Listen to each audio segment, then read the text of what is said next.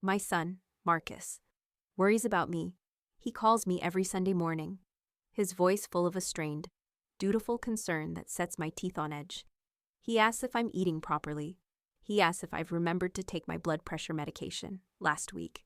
He suggested I hire a part-time companion, just to make sure you're not too lonely, Mom, he'd said, his tone dripping with a condescending pity that he mistakes for love. He sees me as a fragile, elderly widow, adrift and useless since his father, my beloved Richard, passed away 2 years ago.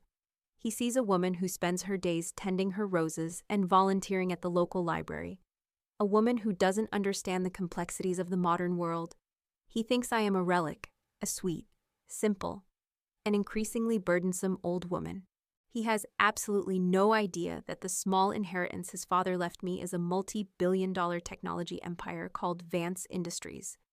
And he has no idea that I am not its grieving, clueless widow, but its silent, watchful, and still reigning queen. Have you ever been the brains behind an operation, only to have the person with the louder voice get all the credit for 30 years? I was the silent partner in my own life, in my own company, and after my husband died, my own son looked at me and saw nothing. He forgot that the queen is still the most powerful piece on the board, even if she doesn't move very often. If you've ever been so thoroughly underestimated, hit that like button. This story is for you. To understand my son's profound and spectacular ignorance, you have to understand the company my husband and I built together. Vance Industries was born, as so many tech companies were, in our garage in the early 1990s. Richard, my husband, was the genius. He was a brilliant, once-in-a-generation software engineer. He was the one who wrote the code for our first, revolutionary data compression algorithm, the one that would eventually become the foundation of our entire empire. He was the visionary, the salesman, the charismatic public face of the company. He was Steve Jobs, with a kinder heart and a better haircut. I, on the other hand, was the one who made the company work. I was the silent partner, the strategist, the one with the business degree and the mind for numbers and logistics. While Richard was dreaming up the future in our garage, I was in the house, at our small kitchen table, writing the business plan. I was the one who secured our first round of venture capital, who negotiated our first major contracts, who built the corporate structure that allowed his genius to flourish. He was the soul of Vance Industries. I was its spine. We were a perfect team. He loved the spotlight. He thrived on the applause, the accolades, the magazine covers. I, on the other hand, had no desire for any of it. I loved the work. I loved the challenge of building something from nothing. I loved the quiet, intense satisfaction of a perfectly executed strategy. I was happy to be the queen who worked behind the scenes, while my brilliant, handsome king reigned in public. You are the architect of all of this, Eleanor, he would tell me, late at night, after a triumphant product launch. I'm just the guy who gets to cut the ribbons. We were partners, in every sense of the word, and we were deeply, profoundly, in love. My son, Marcus, grew up in the shadow of this empire. He saw his father, the brilliant CEO, the celebrated innovator, and he saw his mother, the quiet, supportive wife who tended her garden and hosted beautiful dinner parties. He never saw the late nights I spent reviewing financial reports. He never saw the fierce, cutthroat negotiations I conducted over the phone from my home office. He saw the roles we played, and he mistook them for the people we were. He inherited his father's ambition, but not his genius, nor, I'm afraid, his humility.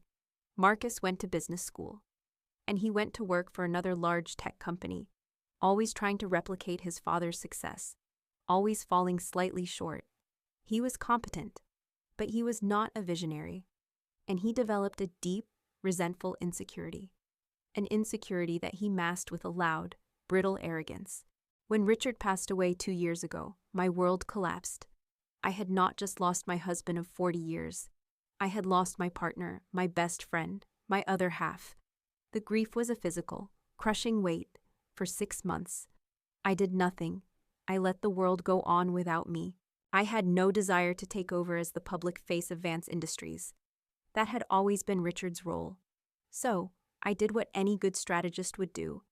I promoted our brilliant, loyal chief operating officer, a man named David Chen, whom Richard and I had mentored for years, to the position of CEO, and I, as the majority shareholder and the chairman of the board. Stepped back, I retreated into the quiet of my home, into my garden, into my grief. Marcus, of course, completely misunderstood this transition. He thought that with his father gone, the company had been taken over by outsiders. He thought my title of chairman of the board was a purely ceremonial one, a sweet sentimental gesture from the new management to honor his father's widow. He had no idea that I still held 51% of the company's voting stock. He had no idea that David Chen, the powerful new CEO, still called me every single morning to brief me on the company's operations. He had no idea that not a single major decision was made at Vance Industries without my quiet final approval. He saw my quiet life not as a choice, but as a proof of my incompetence. He saw a lonely old woman, lost without her powerful husband to guide her, and he began to treat me as such. The Sunday morning phone calls became his ritual of condescension. "Mom, I was just looking at your portfolio," he'd say, referring to my personal finances, which he had insisted on helping me with. "You're far too heavily invested in low-yield bonds. You need to be more aggressive. Let me make some suggestions for you." I, the woman who had built a multi-billion-dollar corporate empire, would just smile into the phone and say, "That's a lovely thought, dear. Why don't you send me an email with your ideas?" He would try to explain the basics of the tech industry to me, his tone patient and patronizing. "Mom, you see? The future is in cloud-based solutions and AI integration." He was explaining my own company's core business model to me, a business model that I had personally designed a decade ago. I would just listen, a quiet, sad amusement in my heart. He was so confident in his own brilliance, so completely, utterly blind to my own, to him. I was a relic, a useless old woman who needed to be managed, and I let him believe it. It was, in its own way, easier. And it was, I suppose, a way of keeping my late husband's memory, the memory of our perfect partnership, as a secret that belonged only to me. The beginning of the end of my quiet retirement came last month. It came in the form of a phone call from Marcus, but this time, his voice was not full of his usual, dutiful concern. It was a voice I had not heard since he was a little boy who had just gotten the shiny new bicycle he'd always wanted. It was a voice of pure, unadulterated, triumphant joy. "Mom, you are not going to believe it," he'd shouted into the phone. "I got the job. I actually got it. It's the golden opportunity I've been waiting for my whole life." He explained, just been hired as the new senior vice president of a hot, exciting, and extremely successful startup called Nexus Innovations. It was a smaller company, but it was the darling of the tech world. Known for its cutting-edge work in artificial intelligence, it was a huge step up for him, a massive promotion, a job that would finally, in his mind, take him out of his father's shadow and make him a tech titan in his own right. He was insufferably proud. He bragged about the massive salary, the generous stock options, the corner office. He was, finally, the success he had always believed himself to be. "We have to celebrate, of course," he'd said, his voice booming with a new, powerful authority. "I'm taking the whole family out to the best restaurant in the city. A real celebration. For me." "Of course, dear," I had said, a slow, secret smile spreading across my face as I listened to him. "That sounds wonderful." I was looking, as he spoke, at a thick, confidential folder on my own desk. It was a folder from David Chen, the CEO of Vance Industries. It was a detailed, multi-hundred-page report on our company's latest, largest, and most secret acquisition, a company we had just purchased, in a quiet, all-cash deal, a month ago. The title on the front of the folder was simple: Project Nexus Acquisition Portfolio and Integration Strategy. My son, my brilliant, arrogant, golden child son, had just accepted a job at a company that I now owned, lock, stock, and barrel. He thought he was finally the master of his own universe. He had no idea that he had just, with great fanfare and celebration, accepted a job working for his useless old mother, and he had just invited his new, secret, and deeply underestimated boss to dinner to celebrate. I hung up the phone, a feeling of the most delicious, most perfect, most karmic irony I have ever known washing over me. The game was on, and he had no idea he was even a player. The week leading up to the celebratory dinner was a masterclass in my son's unique brand of arrogant showmanship. He was no longer just Marcus, my son. He was Marcus Vance, the new senior vice president of the hottest tech startup in the country, Nexus Innovations, and he wanted to make sure everyone knew it. He called me every day with breathless updates. Just got off a call with the board at Nexus. Mom, he'd say, his voice a low, self-important hum. They are absolutely thrilled to have me on board, I told them. With my background, my pedigree, I was born to do this. That's wonderful, dear, I would say, a quiet, secret smile on my face as I pruned the roses in my garden. We're having dinner at Le Cirque on Saturday, he'd announced. Not asked. Announced. I've booked the best table. It's time this family started celebrating success properly. I listened to him, this son of mine who had grown up in the house that a tech empire had built, and I marveled at his blindness. He was so busy trying to escape his father's shadow. He had no idea he was now standing directly in his mother's. He thought this new job was his great achievement, his golden opportunity to finally prove himself. He had no idea that his golden opportunity was a company I had acquired 3 weeks ago, in a quiet, all-cash deal. He thought he was the new star player. He had no idea I had just bought the whole damn team. The restaurant, Le Cirque, was a temple to the kind of ostentatious, old-world wealth my son so desperately craved. It was a world of hushed carpets, of tuxedoed waiters who moved with a silent, balletic grace, and of menus that did not have prices on them. My daughter-in-law, Susan, was in her element, her eyes gleaming as she took in the scene. I, on the other hand, felt like I was at a museum, observing the strange, formal rituals of a lost tribe. Marcus, of course, was holding court. He had ordered a bottle of wine that cost more than my monthly mortgage payment. He was telling loud, self-aggrandizing stories about his first week at Nexus. The place was a mess before I got there. Of course, he said, leaning back in his chair, a look of weary importance on his face. No real leadership, no vision. The first thing I'm going to do is a complete departmental restructuring. There's a lot of dead wood that needs to be cleared out. The place needs a real leader, someone who's not afraid to make the tough decisions. He was talking about a company I now owned, about employees who were now my employees, and he was talking about them with the callous, arrogant disdain of a new king planning a purge. He then turned to me, his expression softening into one of his signature, condescending smiles. It's a shame Dad isn't here to see this, he said. His voice a low, confidential murmur. He would finally have a son who's a real player in the industry.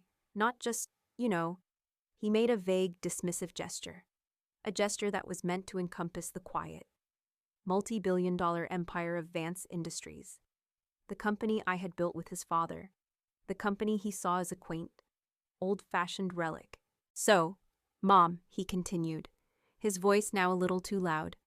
How is the library fundraiser going? Did you manage to sell all your little baked goods? The insult, as always, was wrapped in a polite, charming question. I just smiled my quiet, Mona Lisa smile. It's going very well, dear. Thank you for asking. The conversation continued in this vein for most of the meal. It was a monologue, a performance, with my son as the star. He talked about his plans for Nexus, his vision, his brilliance. He was so in love with the sound of his own voice, with the taste of his own success, that he was completely oblivious to the quiet, watchful silence of the woman who was sitting opposite him. The moment that would change everything, the moment the quiet, supportive mother was replaced by the silent, powerful chairman of the board, came with the main course. Marcus was complaining about a specific technical problem at his new company.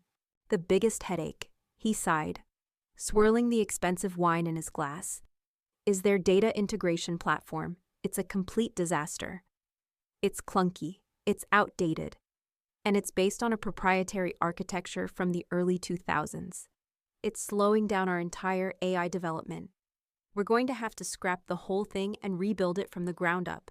It's going to cost a fortune and set us back at least a year. I listened, and the strategist in me, the woman who had spent 30 years solving complex technological and business problems, saw the answer instantly. It was a simple, elegant solution that was so obvious to me, and so completely beyond his own limited, arrogant vision. I decided, in a moment of what I can only describe as maternal instinct, to help him, to offer a quiet, gentle piece of advice. It was a mistake. You know, Marcus, I said, my voice quiet, almost an aside. You might not have to scrap the whole thing. He looked at me, a flicker of annoyance in his eyes at being interrupted. The architecture you're describing, I continued. It sounds a lot like the old Cerberus platform, if that's the case. You don't need to rebuild, you just need a bridge. A decentralized mesh network API would allow your new AI to interface with the legacy system. It would increase your processing speed by a factor of 10 without you having to throw out a decade's worth of legacy data. My husband, your father, actually developed a prototype for that exact solution about 5 years ago. I'm sure the patent is still on file somewhere at Vance Industries. I had just, in 3 sentences, saved his new company millions of dollars and a year of development time. It was a brilliant, concise, and incredibly valuable piece of advice, born of 30 years of experience at the absolute cutting edge of the tech industry. I expected, if not gratitude, then at least a flicker of interest. What I received was a look of pure, undiluted, venomous rage. My brilliant advice was not received as a gift. It was received as a profound public, an unforgivable insult. I had not helped him. I had humiliated him. I, his quiet, retired, and useless mother, had just, in a few quiet words, demonstrated that I knew more about how to run his new company than he did, and I had done it in front of his wife. His handsome face turned a dark, ugly red. The charming, confident CEO was gone, replaced by a furious, petulant little boy who had just been upstaged by his own mother. He didn't yell at me. That was not his style. Instead, he turned the full force of his humiliation and his rage on the safest, easiest target at the table, his wife. He slammed his wine glass down on the table, the red wine sloshing onto the pristine white tablecloth. "Susan," he snapped, his voice a low, vicious growl that made her physically flinch. "Did you hear that, your mother-in-law? The woman who spends her days baking cookies for the library is now trying to tell me how to run my new, multi-million-dollar technology company." Susan just stared at him, her eyes wide with fear. "Marcus, please," she whispered. She was just trying to help. "Help," he snarled. "She's not helping. She's undermining me. She is making a fool of me in public." He then turned, and he looked at me, his eyes full of a contempt so profound it was a physical thing. And then he turned back to his terrified wife, and he said the words, the ugly, unforgivable, and ultimately career-ending words. "For God's sake, can you not control her?" he shouted, his voice now a loud, ugly sound that made the other diners at the nearby tables turn and stare. "Get this useless old woman away from the table. She is embarrassing me." Useless old woman. The words echoed in the stunned silence that followed. There is a line. Every person has one. A line of disrespect so profound that, once it is crossed, there is no coming back. My son, my arrogant, insecure, and deeply cruel son, had just bulldozed over that line in a tank. And in that moment, the quiet, grieving widow, the supportive, long-suffering mother, she just died. She turned to dust and blew away. And the woman who was left, sitting calmly in her place, was Eleanor Vance, the co-founder and chairman of the board of Vance Industries. And she was, to put it mildly, not pleased. I did not cry. I did not scream. I did not argue. I just looked at him, at his furious, ugly face, and I felt a strange, cold, and final sense of clarity.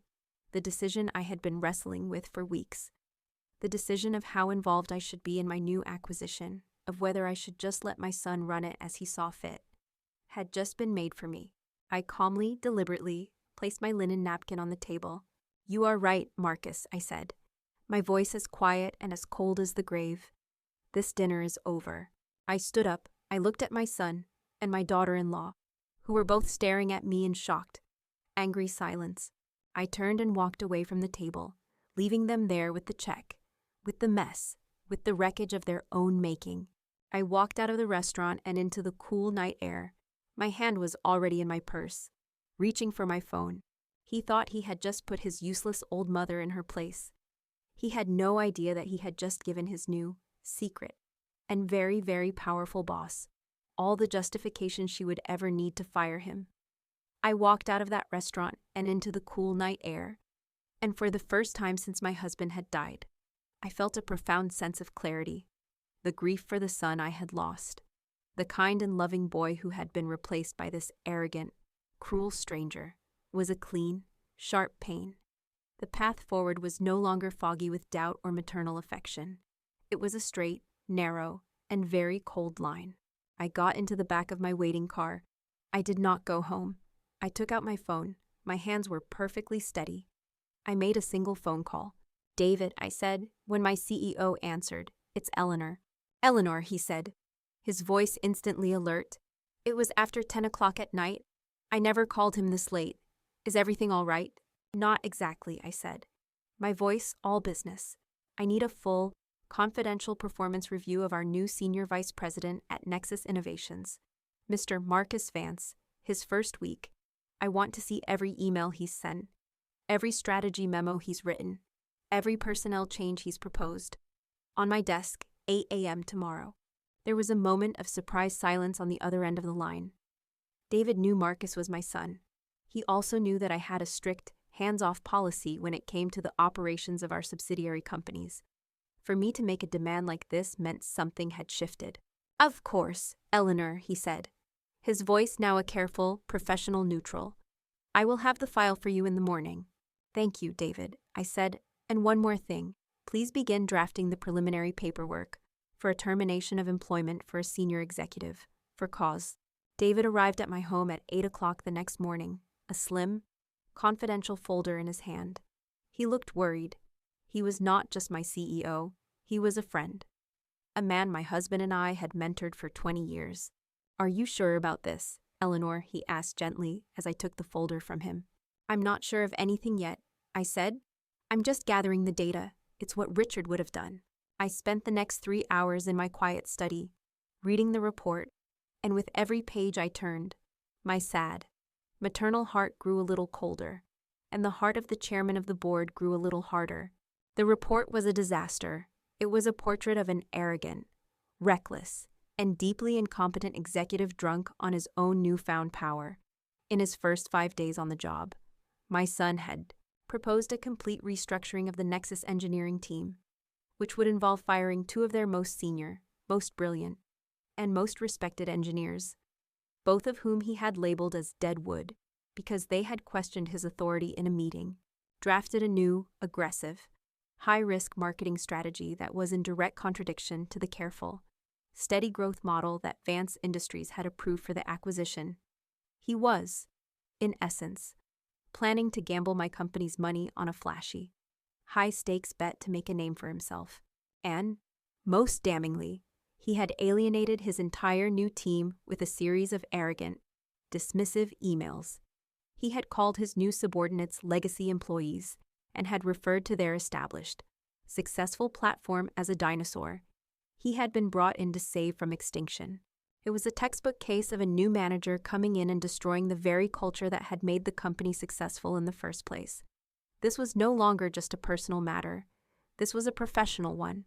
My son was not just a disrespectful child. He was a liability, a significant liability to the company that my husband and I had spent our lives building. I thought of my Richard. I remembered a conversation we'd had years ago about Marcus. "He has the ambition, Ellie," Richard had said with a sad sigh, "but he doesn't have the wisdom or the humility. He sees the world as a ladder to be climbed, not a garden to be tended.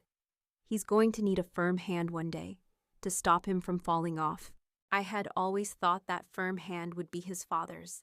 I realized now, sitting in my quiet study, that it would have to be mine, and that perhaps the greatest, and most difficult, act of love I could show my son was to finally, after a lifetime of indulgence, give him a hard, painful, a necessary lesson in consequences. I picked up the phone and called David Chen. "I've read the report," I said, my voice cold and clear. "The situation is untenable. He is a danger to the long-term stability of the asset." I was speaking the language of a CEO now, not a mother. "I agree," David said quietly. "Schedule a meeting," I commanded.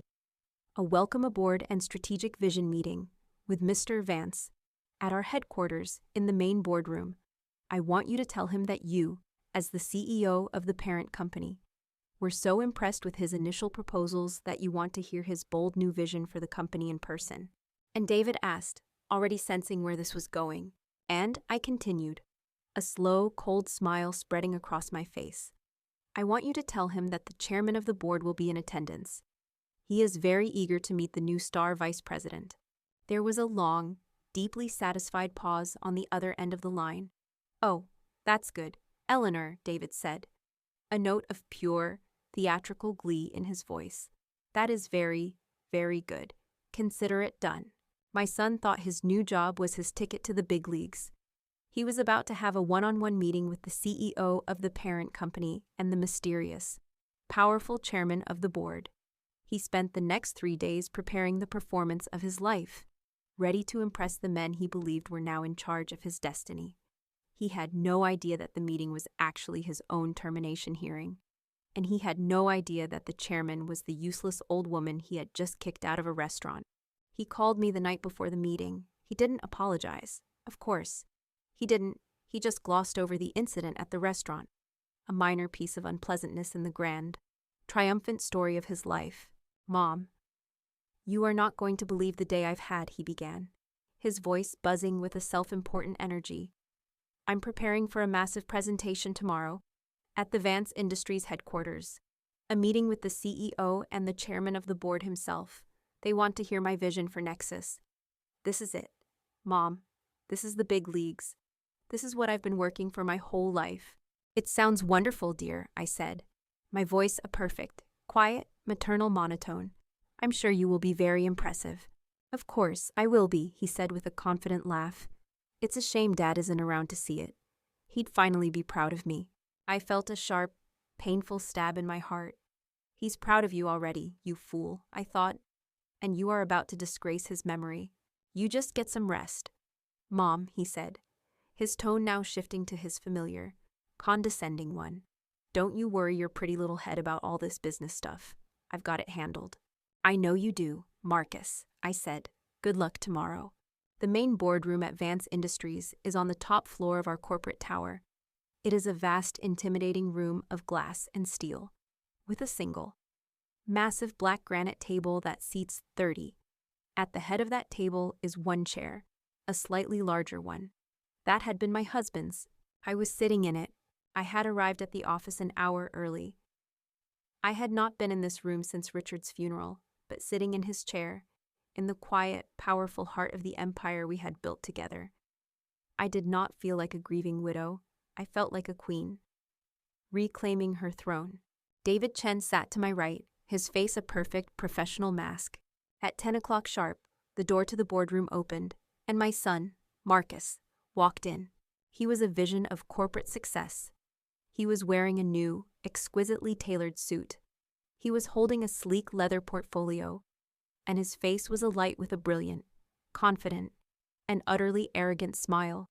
He was a man on top of the world, ready to charm, to conquer, to impress. He strode into the room, his hand outstretched towards David. "David," he boomed, "a pleasure to finally meet you in person. I'm Marcus Vance. I am so excited to talk to you about the future of Nexus." David stood and shook his hand, his expression unreadable. "Mr. Vance, welcome to headquarters." And then, Marcus's eyes traveled past David, to the head of the table, to the chairman's seat. To me, I wish I had a photograph of his face in that moment. It was a masterpiece, a slow-motion, multi-act play of pure, unadulterated shock. The brilliant, confident smile did not just fade, it shattered. As if it were made of glass, the healthy, confident color drained from his face, leaving behind a pasty, sickly white. His eyes, which had been so full of arrogant fire, went wide with a dawning, catastrophic, and deeply, deeply horrified understanding. He looked at me, his useless old mother, the quiet, retired widow, the woman he had just, 2 days prior, had shouted out of a restaurant. And he saw me, sitting in his father's chair, the chairman's chair. He just stood there, his hand still frozen in midair from his handshake with David, his expensive leather portfolio slipping from his suddenly nerveless fingers and thudding onto the plush carpet. The silence in the room was absolute. It was the sound of my son's entire universe, his entire sense of himself, his entire future, collapsing into a black hole of his own making. I gave him a small, cold, and not at all motherly smile. "Marcus," I said, my voice quiet, calm, and full of the terrible, gentle authority of the woman who owned his entire world. "Thank you for coming. Please, have a seat. We have so much to discuss." The walk from the boardroom door to the chair opposite me was the longest walk of my son's life. I watched him move, and it was like watching a different man than the one who had strode in just moments before. The confident, arrogant swagger was gone, replaced by a stiff, robotic shuffle. The brilliant, triumphant smile had been wiped clean, leaving behind a pale, slack-jawed mask of pure, uncomprehending terror. He was a man who had just walked into what he thought was his coronation, only to find it was his own court-martial, and the judge, jury, and executioner was the one person in the world he had never, not once, seen as a threat. His mother. He sank into the heavy leather chair opposite me. His expensive leather portfolio lay forgotten on the floor where he had dropped it. David Chen, my CEO, my loyal friend, sat to my right, his expression a perfect professional blank. The trap was set. The doors were closed. The meeting had begun. "Marcus," I began, and my voice was a sound he had never heard from me before. It was not the warm, gentle voice of his mother. It was the quiet, cold, and utterly unimpressed voice of the chairman of the board. "Thank you for coming, please. Have a seat." He just stared at me, his eyes wide with a million frantic, unspoken questions. "How, why, when?" "I believe David informed you that we wanted to have a meeting to discuss your new strategic vision for Nexus Innovations," I continued, my voice calm and even. "And we will, but first, as is standard practice for any new senior executive at Advanced Industries subsidiary, we need to conduct your 1-week performance review."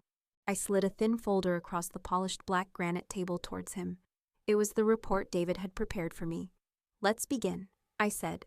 For the next 20 minutes, I systematically, and with a cold, dispassionate precision, dismantled his entire professional existence.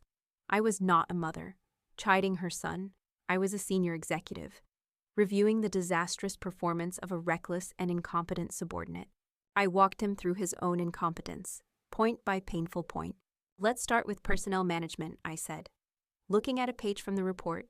"In your first 5 days, you have alienated the 2 most senior and most valuable engineers on the Nexus team, the very men who built the AI platform that made the company worth acquiring in the first place. You referred to them, in a company-wide email, as dead wood. Is that an accurate assessment of your leadership strategy, Marcus?" He just stared at me, speechless. "Let's move on to fiscal strategy," I said, turning a page. "This is a proposal you drafted for a complete restructuring of the company's R&D budget.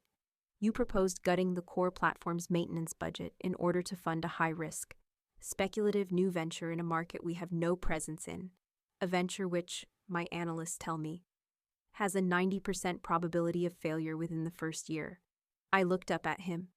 "Were you aware, when you drafted this reckless proposal, that it was in direct violation of the strategic growth plan agreed upon during our acquisition of Nexus? Or did you just not bother to read it?" He opened his mouth, a small croaking sound escaping his lips. I was just trying to be bold," he whispered, "to show vision, like Dad." The mention of his father was a small, desperate plea for mercy. I did not grant it. "Your father," I said, my voice as cold as ice, "was a visionary. Yes, but he was not a gambler. He never once, in 30 years, risked the stability of this company on a single, arrogant bet to make a name for himself. He built this empire with patience, with wisdom, and with a profound respect for the people who worked for him. Qualities you have, in a single week, proven you do not possess. I closed the folder. The professional review was over. It was time for the personal one. This pattern of arrogance, of poor judgment, of a fundamental lack of respect for the people around you, I said, my eyes locking onto his, is not limited to your professional life, Marcus. He flinched, as if I had physically struck him. 2 nights ago, I continued, my voice a quiet, relentless indictment. We were at a restaurant, a dinner you had called to celebrate your own success. At that dinner, you referred to me, your own mother, as a useless old woman.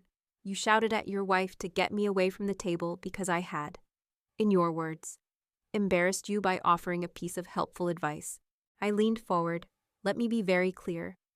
Marcus, the advice I offered you, the suggestion about a decentralized mesh network API, was not the idle musing of a foolish old woman. It was a multi-million-dollar piece of strategic consulting, a solution your own team of engineers at Nexus would have taken 6 months to arrive at. It is the core technology of a patent that is owned by this company, a company that, I must remind you, you now work for. I gave you the answer to your biggest problem, for free, and in return, you humiliated me in public. My son had spent his entire life looking down on me, thinking I was weak, that I was a sentimental fool. In that boardroom, he was finally seeing my power, and he was terrified. He was trying to appeal to my greatest weakness, my love for him as a mother, but he didn't understand that for the past 2 years. I had been grieving not just my husband, but the kind, loving son I thought I had. The woman he was pleading with now wasn't his mother. She was the chairman of the board, and she was not sentimental. His face crumbled. The arrogant executive was gone, replaced by a terrified, weeping boy, Mom. He sobbed, his voice a pathetic, broken sound. Please, I'm sorry. I was a jerk. I was an idiot.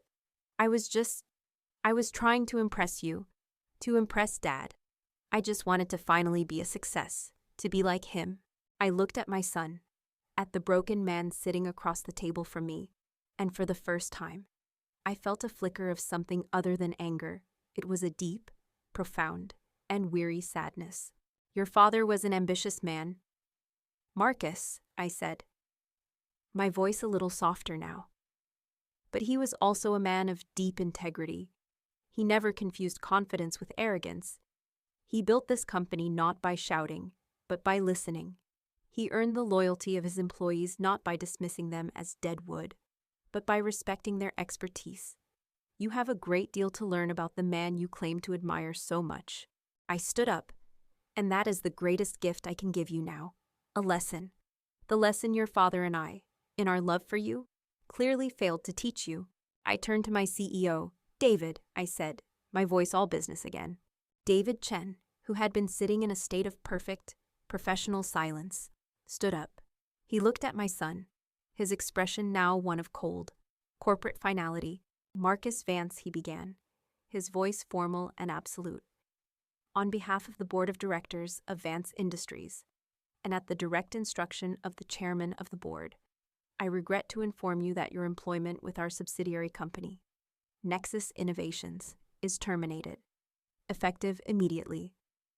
The cause for your termination is gross professional misconduct, a demonstrated inability to adhere to corporate strategy, and a pattern of unprofessional conduct that is a significant liability to this company's brand and its shareholders. He gestured towards the door, where 2 uniformed security guards had silently appeared. They will escort you to your office to collect your personal belongings, David said. You will be out of the building in 10 minutes. Marcus just stared, his face a mask of utter, catatonic shock. His dream job, his golden opportunity, his new life, it was all gone, snatched away by the very woman he had called useless. Mom, he whispered, one last, desperate, and pathetic plea. You can't do this to me. I'm your son. I looked at him, at the wreckage of the man he had become. Yes. Marcus, I said, my voice quiet but final. I am your mother. And as your mother, I am giving you the one thing you have never had in your entire life, a hard, necessary An inescapable consequence for your actions. I paused. And as the chairman of this company, I am protecting my and your father's legacy from a reckless and deeply disrespectful employee. The decision is final.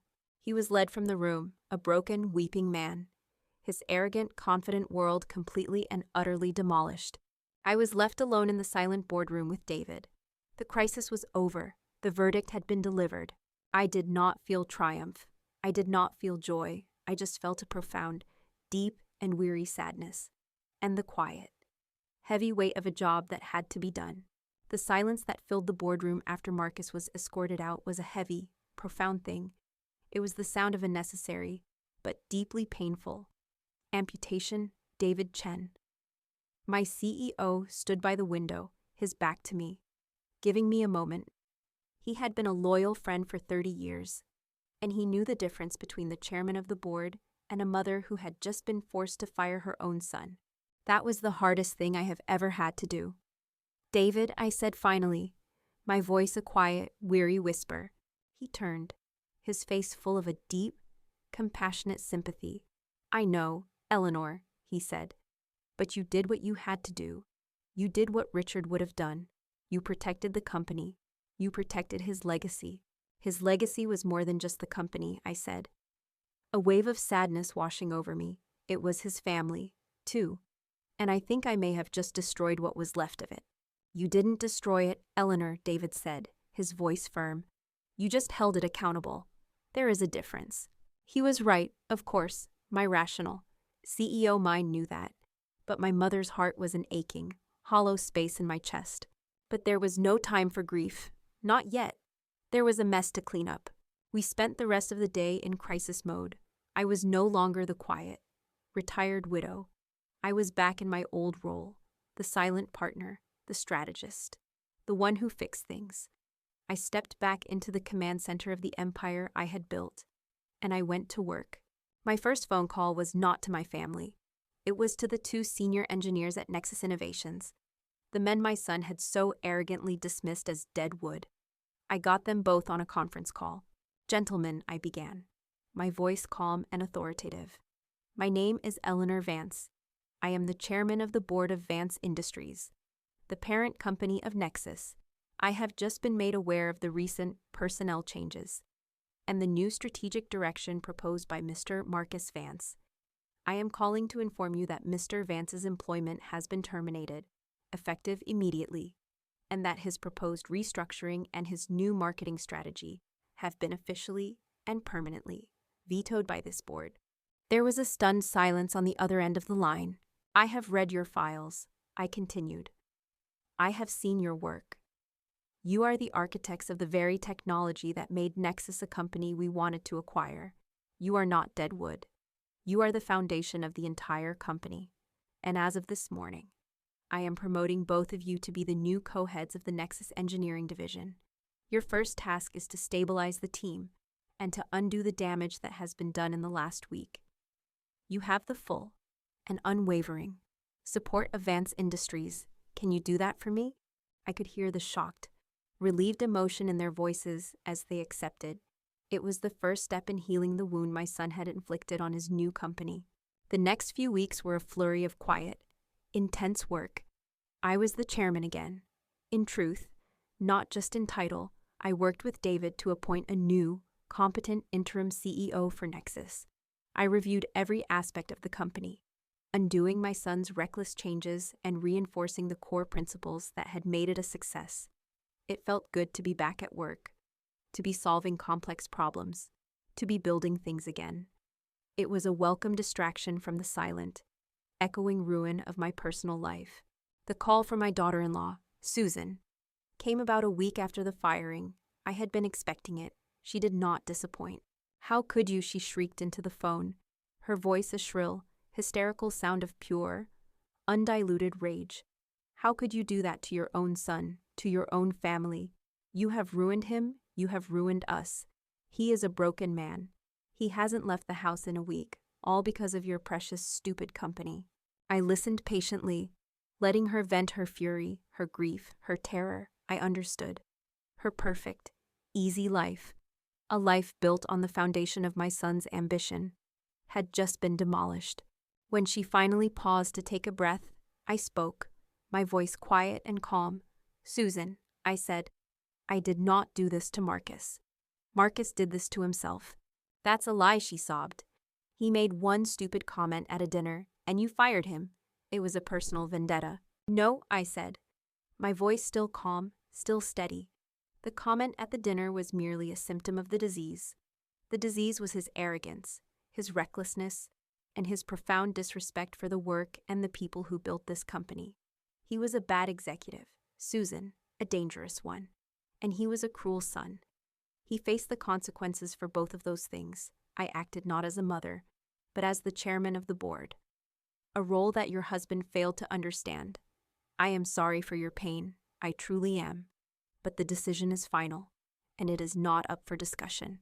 "But what are we supposed to do now?" she wailed, her anger dissolving into a pathetic, self-pitying plea. "I don't know, Susan," I said, and a great weariness washed over me. "That is for you and your husband to figure out. That is what it means to be an adult." I ended the call, my heart heavy with a sad, final sense of an ending. I had not just fired my son. I had, it seemed, lost him and the family he had built. Completely. The silence from Marcus himself was absolute. Weeks turned into a month. Then 2, I heard nothing. My weekly calls with him, the ones that had been so full of his condescending advice, were gone, leaving a strange, quiet void in my Sundays. I found myself grieving for him, not the arrogant man he had become, but for the sweet, loving little boy he had once been. I would find myself looking at old photo albums, at pictures of him as a child, his face so full of an innocent, open joy, and I would wonder where that boy had gone, and what we, his parents, had done to replace him with the hard, brittle, and deeply unhappy man who had sat across from me in that boardroom. I had almost given up hope of ever hearing from him again. I had accepted that my son was gone, a casualty of his own pride. And then the letter arrived. It was a simple, white envelope, addressed to me in his familiar, spiky handwriting. It arrived on a gray, rainy morning, almost 3 months after the firing. My hand was trembling as I opened it. I was expecting a letter full of rage, of blame, of legal threats. But it was none of those things. The letter inside was a mess. It was 3 pages long, a chaotic, rambling, and deeply painful stream of consciousness. It was full of anger, yes, it was full of self-pity. He called me a cold, heartless, corporate monster. He blamed me for his public humiliation, for the loss of his dream job. I read through the first 2 pages of his rage, and my heart just sank. He hadn't learned a thing.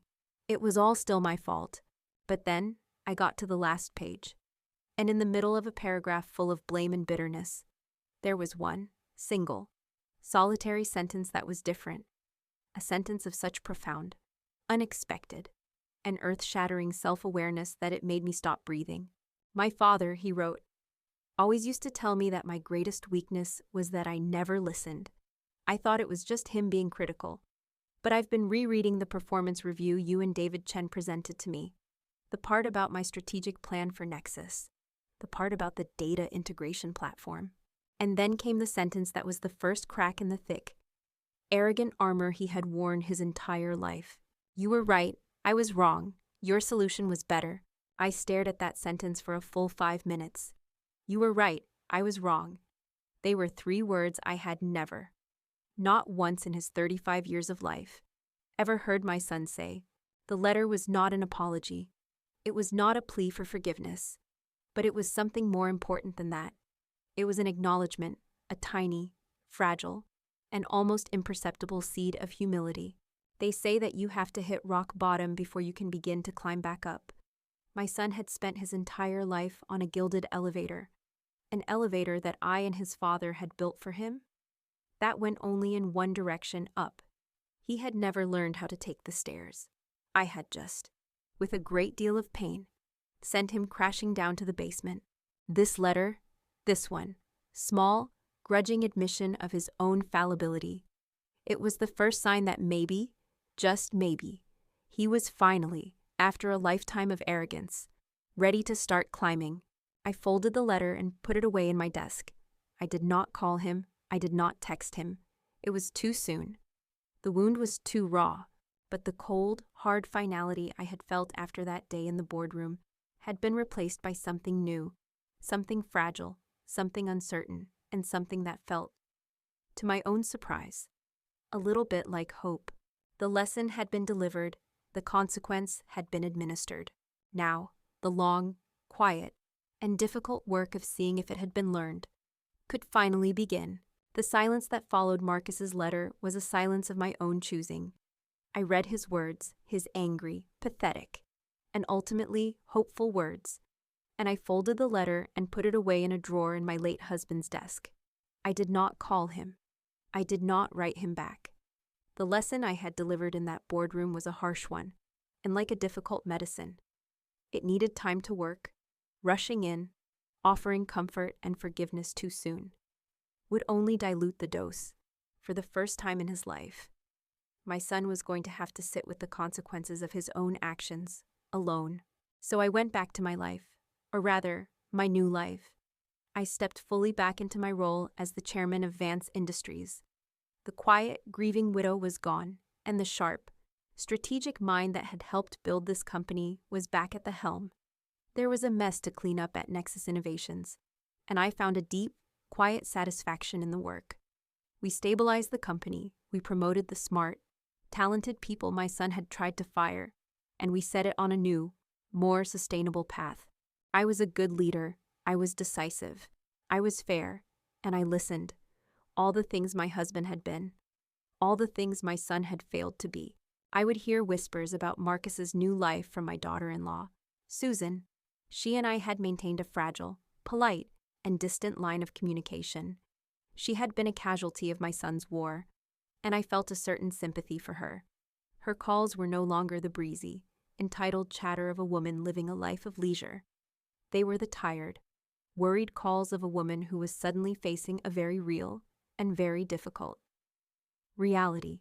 She told me they had to sell their massive house, the one they couldn't afford without his 7-figure salary. They had moved into a small, 2-bedroom rental apartment. Marcus's expensive sports car had been repossessed. And Marcus had a new job. He wasn't a vice president. He wasn't a director. He was a project manager at a small, local nonprofit that built playgrounds for underprivileged children. He was making a fraction of what he used to make. He's different. Eleanor, Susan had said to me on the phone one evening, her voice full of a weary wonder. He's quiet. He comes home from work, and he's tired. But it's a good kind of tired. He's building things, with his hands. Last weekend, he spent all of Saturday helping to build a new swing set at a park downtown. She paused. He seems happier than I've ever seen him. They say you have to hit rock bottom before you can start to climb back up. My son had spent his entire life on a gilded elevator, an elevator his father and I had built for him. That went only in one direction. I had just, with a great deal of pain and resolve, cut the cable and sent him crashing down to the basement, it seemed. From what Susan was telling me, that he was finally, after a lifetime of arrogance, learning how to take the stairs. The first time I saw him again was on the anniversary of my husband's death. Almost a full year after the firing, I had gone to the cemetery, as I always did, to lay a bouquet of his favorite white roses on his grave. He was already there, standing in front of his father's headstone, his back to me. He was no longer wearing an expensive tailored suit. He was in simple jeans and a worn flannel shirt. He looked thinner and older and quieter. He must have heard my footsteps on the grass, because he turned when he saw me. His face was not full of anger or resentment. It was just sad and humbled. We stood there for a long time, in the quiet of that peaceful place, the two of us and the ghost of the man we had both loved and failed in our own different ways. He was the one who spoke first. "Hi, Mom," he said, his voice quiet. "Marcus," I replied. He looked at his father's name, carved in the cold, gray granite. "I've been coming here a lot," he said, talking to him. Or to myself, I guess. "I've been doing a lot of thinking, about him, about you, about everything." He finally turned to look me in the eye. and I saw in his face a genuine, painful, and hard-won remorse. The arrogant boy was gone. In his place was a man. "Mom," he said, his voice a raw, broken sound. "I was a terrible son, and an even worse human being. There is no excuse for the way I treated you. For the things I said, I was arrogant, and I was entitled, and I was cruel, and I am so deeply sorry." The apology, when it came, was simple, honest, and complete. It was the apology I had waited his entire life to hear. And in that moment, the last of the cold, hard anger in my own heart, the heart of the chairman, just melted away, and all that was left was the heart of a mother. "I know, Marcus," I said, and my own voice was thick with tears. "I know." We didn't hug, we didn't cry. We just stood there in the quiet of the cemetery, and we began the slow, difficult, and necessary work of finding our way back to each other. A year has passed since that day at the cemetery. Our relationship is not what it was. It is something new, something better, something more honest. Marcus did not get his old life back. I did not give him his old job back. To do so would have been to undo the hardest, and most important, lesson of his life. But I did give him a second chance. I had, in the months following my return to the company, established the Vance Foundation, the charitable arm of our corporation, dedicated to funding STEM education in underserved communities. I told Marcus about an entry-level program manager position that was open at the foundation. "It's not a vice president position." I had told him over a quiet coffee, our first real meeting. "The pay is terrible, the work is hard, you'll be at the bottom of the ladder, but it's honest work. It's a chance to use your skills to build something real, to do some good in the world." I had looked him in the eye. "If you want it, you will have to apply like everyone else. You will have to interview. You will have to earn it. But I will put in a good word for you." He had taken the job, and he has, for the past year, been thriving. He is good at it. He is passionate about it. He has found a new kind of purpose, a new kind of success. One that is not measured in stock options or corner offices, but in the number of scholarships granted, of computer labs built, of young lives changed. He and Susan are still in their small rental apartment, and they are, from what I can see, happier than they have ever been. Our relationship now is a work in progress. It is built on a new foundation of honesty and a hard one. Mutual respect. I am his mother, yes, but I am also, in a very real way, the chairman of his company's foundation, and he respects both of those roles. He is finally learning the lesson his father always tried to teach him, that true success is not about what you take from the world, but about what you build. I have learned a lesson, too. I have learned about the difficult, painful line between being a parent and being an enabler, for years. In our love for our son, Richard and I had enabled his worst impulses. We had shielded him from the consequences of his own arrogance. The hardest thing I have ever had to do, firing my own son. Taking away the life he thought he was owed, was, in the end, the most profound and the most loving act I have ever performed as his mother, because it was the one thing that finally, truly, forced him to grow up. So I leave you with this.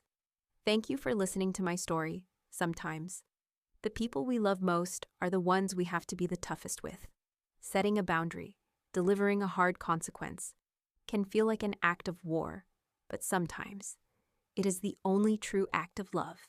It is the one thing that can give them a chance to become the person they were always meant to be. Hit that subscribe button if you believe in the power of tough love and in the hope of second chances. And remember, it is never too late to teach your children, or even yourself, the profound and beautiful difference between the price of things and their true value.